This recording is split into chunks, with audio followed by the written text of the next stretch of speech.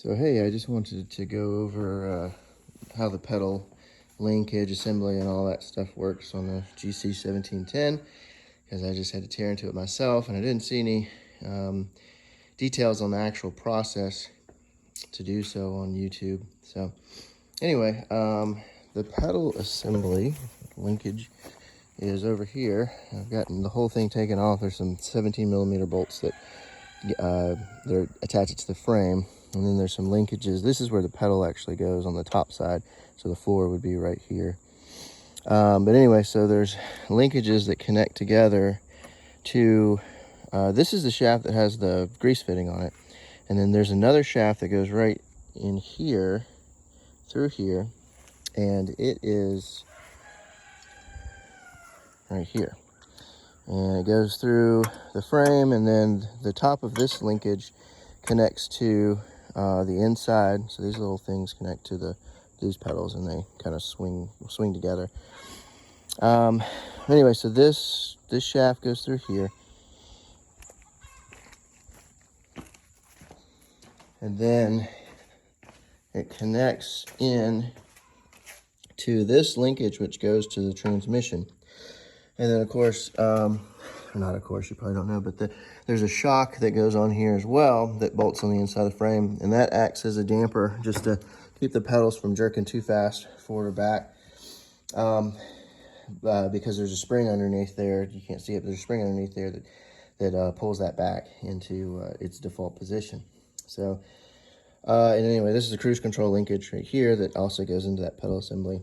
To get to all this stuff, you have to take the floor off, and there's several 12mm bolts right here.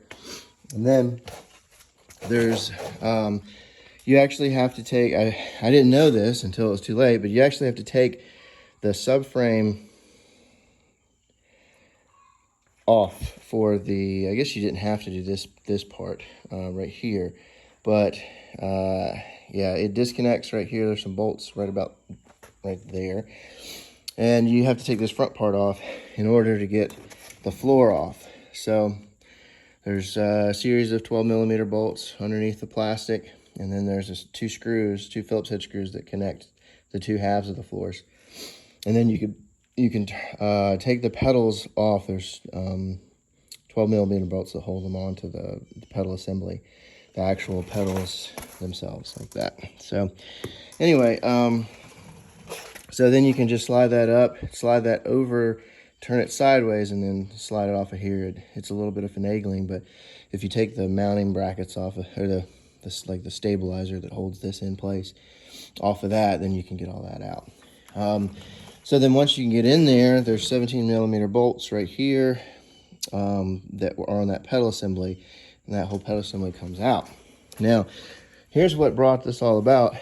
My pedals were very, very stiff, and I disconnected the linkages that connect them to this other shaft here, and you know, thinking it wasn't greased well, they moved freely, no problem at all. And then I disconnected this shaft from the shock and the linkage that goes back to the transmission, and that stuff moved freely. So obviously it had to be this. Well, disconnected, I mean, it was very stiff to move. It took a lot of leverage.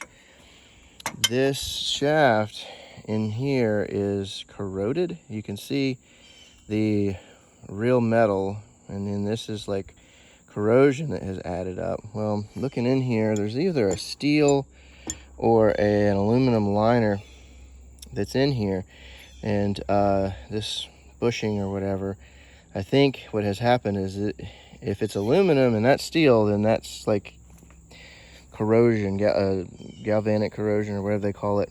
But anyway, so I had to basically pound that out with a chisel, because I don't have a good press, and I think that would have probably bent up this frame. But anyway, so now that I've got that out,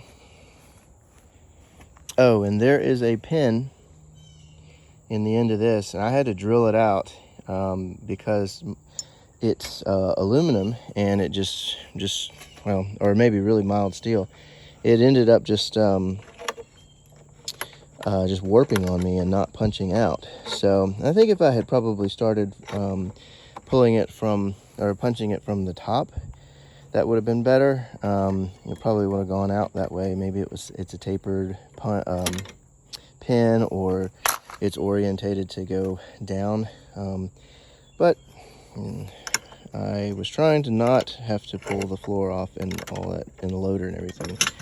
So be advised, you got to pull the loader out. Anyway, so here's the upside down version of the pedal assembly, and here's the inside of that shaft down in there.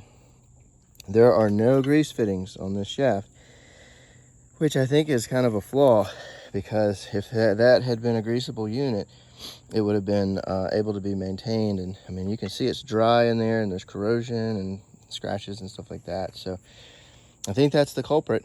I've got to find out if this whole assembly is a reasonable price, or if I just need to sand it up and hone that out a little bit, and then maybe even put a grease fitting in or something. I don't know. But yeah, I've got to either replace or fix it now. So but anyway, so I just wanted to go over what this process entails. And in order to get that part of the subframe out, you got to take the tire off. In order to get that off, you obviously have to take the loader off. Those are 19mm bolts all the way across, and then there's two 21mm bolts at the back. And yeah, so anyway, I hope this helps someone for future knowledge, so you don't have to learn it the hard way like I did. So although it's really not that bad, I mean, I have 700 hours. I just crossed 700 hours on this tractor, so it's been good and reliable, and I haven't had any major issues. So there you go. Hope this helps.